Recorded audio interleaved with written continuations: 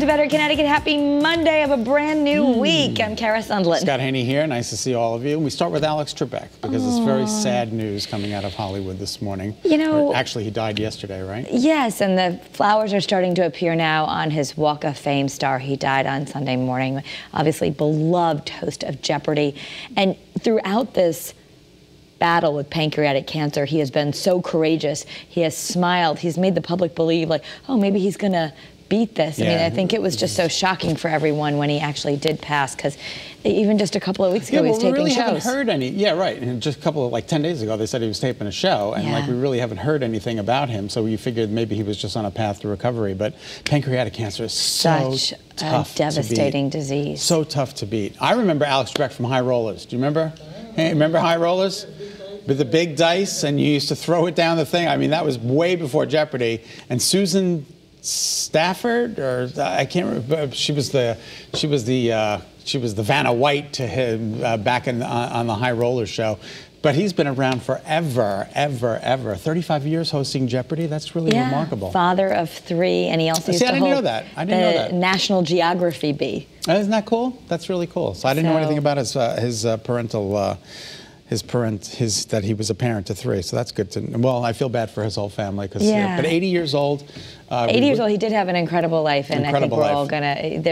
They broke the mold. There can't be another Alex Trebek. Never can be another Alex Trebek. Paul was on Jeopardy, as you know. Yes, and he did well, right? He did okay. He didn't win, but he did okay. Did he win on The Price is Right? No, he won the first round of Jeopardy, and then he lost the second round. Paul he lost by $1. And he actually challenged Alex on the show. That was the big thing.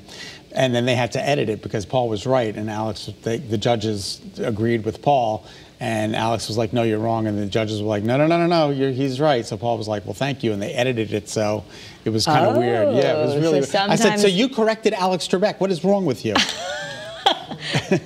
Well, Trebek's Jeopardy episodes are going to air through Christmas, so you will be able to see them more.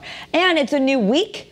We have a president. Yep, at least a projected winner as they certify all these. So we have a president-elect. President-elect Joe Biden. As you saw in many of the cities across America, there were parties and people celebrating, and then at the same time, there's people who are not happy. Not happy, and some reports that President Trump says he wants to run again in 2024. Well, who knows? Well, we'll just have to wait and see. Let's get through the next 4 years and see if there can be some unity and some bringing together and, bringing that divide together. That would be nice. Because we need a little healing in this country. Absolutely. And maybe a little sleep, because Election Day insomnia is a thing. They're saying millions of Americans lost millions of hours of sleep on Tuesday night.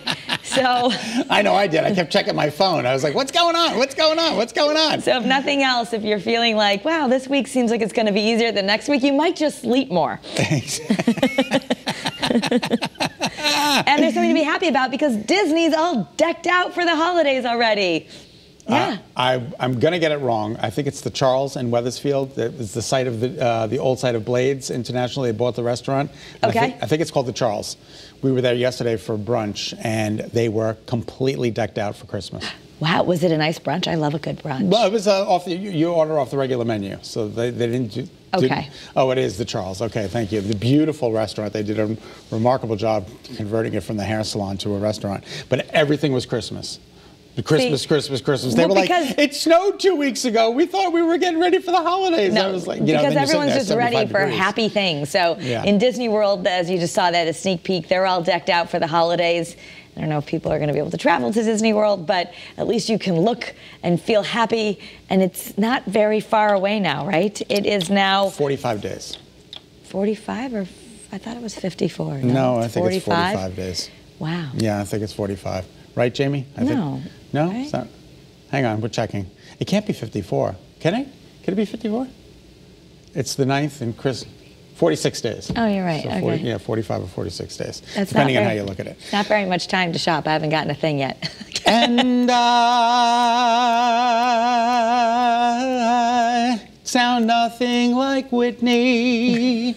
But she's now inducted into the Hall of Fame, right? The Rock and Roll Hall of Fame. Alicia Keys was the one who presented the award in the ceremony, and she said that Whitney Houston had the greatest voice of all time.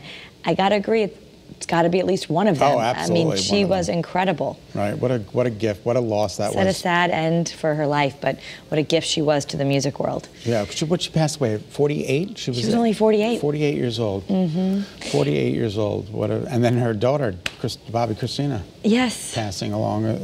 They were up in heaven together. That's all you can hope for. But she's now in the Rock and Roll Hall of Fame, along with Depeche Mode. Yeah, Depeche Mode and the Doobie Brothers and the Notorious B.I.G. and T-Rex. Yes! But Depeche Mode, I mean, I remember rocking out with them at Jones Beach Theater in like 1980-something. It was incredible, so I'm glad they made it into the Hall of Fame. Depeche Mode songs are always hard to sing, though, I think. No, see, they're right in my key. Oh, really? Yeah, it's right in my key. It's hard to... You had something to hide, couldn't it, shouldn't you? Now you're always on the... Anyway. Exactly. You don't know the words. That's why I don't know the words to any song. You know that. So Oprah's out. If you were looking and you haven't done your shopping yet, like us, she's got a list of her favorite things. It's back. And this year she is honoring a lot of Black-owned businesses. She put the spotlight on many minority businesses. And one of the highlights is Telfar. It's a company that sells vegan leather. But she also has something, if you want to be a big spender, I think it sounds really cool. It's a Samsung Terrace TV. Yeah. So you can watch TV outdoors. How much do you think that costs? I have no idea. It's got to be $3,000-$4,000. Oh, I think more. I'm going to guess it's 10. I like what's on. I like her list because there are some affordable things on it, and there are some obviously some dream wish list items. But and she's got a lot of people have been wearing those vote necklaces. You can make any initial. So remember, she used to have the audience in. And give all the stuff away to that one select audience. Or all two you wanted to do was audiences. win a seat to her show. You win a car, and you win a car, and you win a car. So you can see all the favorite things on her website. It's oprahmag.com. All right, an unproven transportation system called Hyperloop gives its first test ride in Las Vegas Sunday.